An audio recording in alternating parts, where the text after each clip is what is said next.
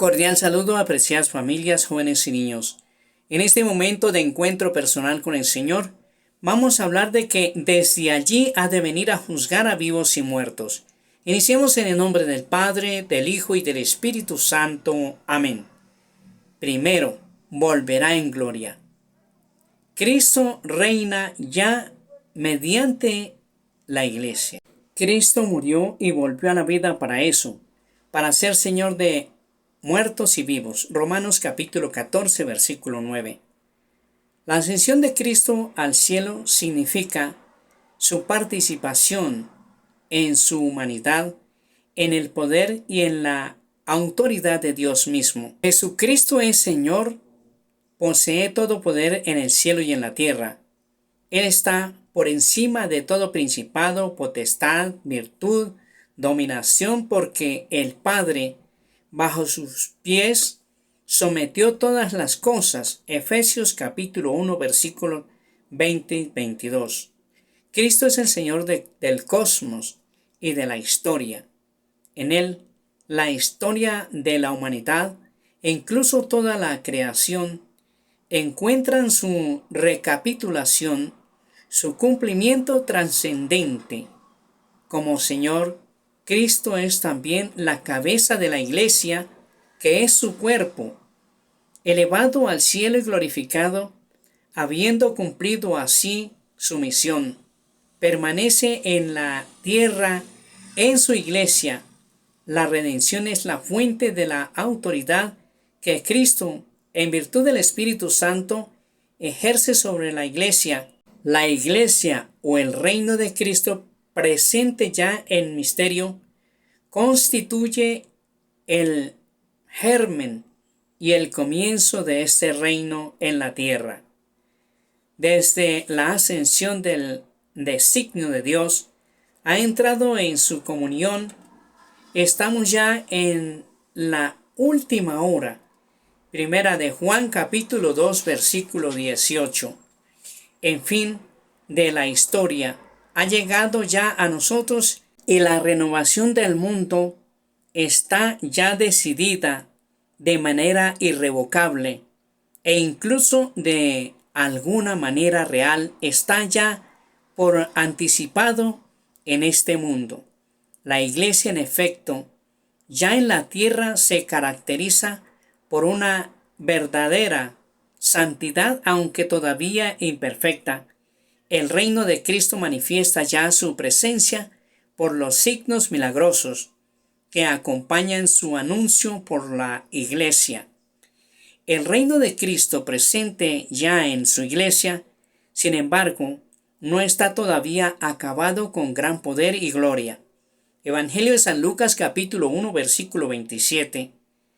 Con el advenimiento del Rey en la tierra, este reino aún es objeto de los ataques de los poderes del mal, a pesar de que estos poderes hayan sido vencidos en su raíz por la Pascua de Cristo, hasta que todo le haya sido sometido, y mientras no haya nuevos cielos y nueva tierra en el que habite la justicia, la Iglesia peregrina lleva en sus sacramentos instrucciones que pertenecen a este tiempo.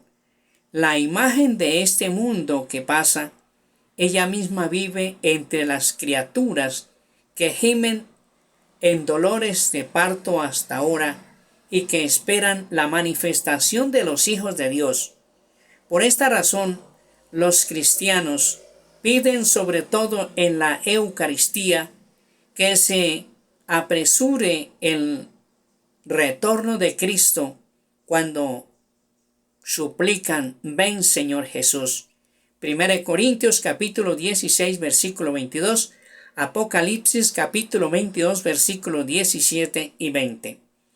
Cristo afirmó antes de su ascensión que aún no era la hora del establecimiento glorioso del reino mesiánico esperado por Israel, que, según los profetas, debía traer a todos los hombres el orden definitivo de la justicia, del amor y de la paz.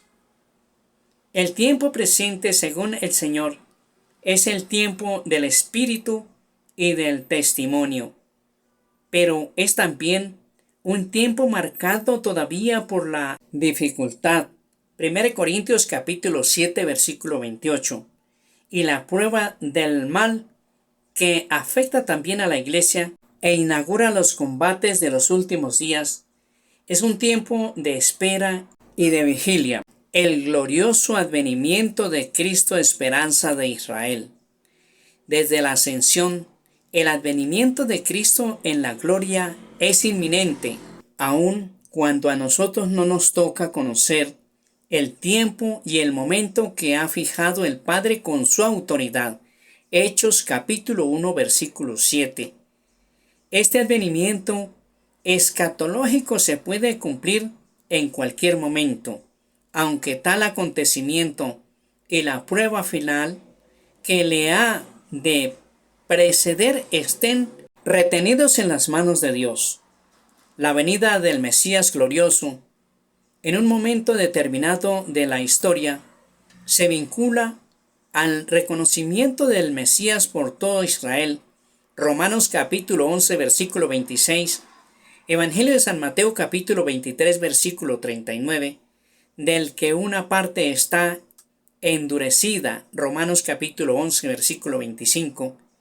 En la incredulidad respecto a Jesús, San Pedro dice a los judíos de Jerusalén, después de Pentecostés, arrepentíos pues y convertíos para que vuestros pecados sean borrados, a fin de que del Señor venga el tiempo de la consolación y envíe al Cristo que os había sido destinado, a Jesús, a quien debe retener el cielo hasta el tiempo de la resurrección universal, de que Dios habló por boca de sus profetas. Hechos capítulo 3 versículos 19 al 21, y San Pablo le hace eco.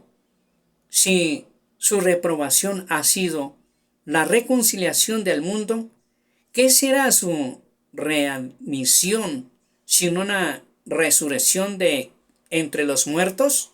Romanos capítulo 11 versículo 15. La entrada de la plenitud de los judíos. Romanos capítulo 11 versículo 12. En la salvación mesiánica, a continuación de la plenitud de los gentiles, Romanos capítulo 11 versículo 25, hará al pueblo de Dios llegar a la plenitud de Cristo, Efesios capítulo 4 versículo 13, en la cual Dios será todo en nosotros. 1 Corintios capítulo 15 versículo 28. La última prueba de la iglesia. Antes del advenimiento de Cristo, la iglesia deberá pasar por una prueba final que sacudirá la fe de numerosos creyentes. La persecución que acompañará a su peregrinación sobre la tierra develará el misterio de iniquidad bajo la forma de una impostura religiosa que proporcionará a los hombres una solución aparente a sus problemas mediante el precio de la apostasía de la verdad. La impostura religiosa suprema es la del anticristo, es decir, la de un pseudo mesianismo en que el hombre se glorificará a sí mismo, colocándose en el lugar de Dios y de su Mesías venido de la carne. Esta impostura del anticristo aparece esbozada ya en el mundo cada vez que se pretende llevar a cabo la esperanza mesiánica de la historia, lo cual no puede alcanzarse sino más allá del tiempo histórico a través del juicio escatológico, incluso en su forma mitigada. La Iglesia ha rechazado esta falsificación del reino futuro con el nombre de milenarismo, sobre todo bajo la forma política de un mesianismo secularizado, intrínsecamente perverso. La Iglesia solo entrará en la gloria del reino a través de esta última Pascua en la que seguirá a su Señor en su muerte y resurrección. El reino no se realizará, por tanto, mediante un triunfo histórico de la Iglesia en forma de un proceso creciente, sino por una victoria de Dios sobre el último desencadenamiento del mal, que hará descender desde el cielo a su esposa.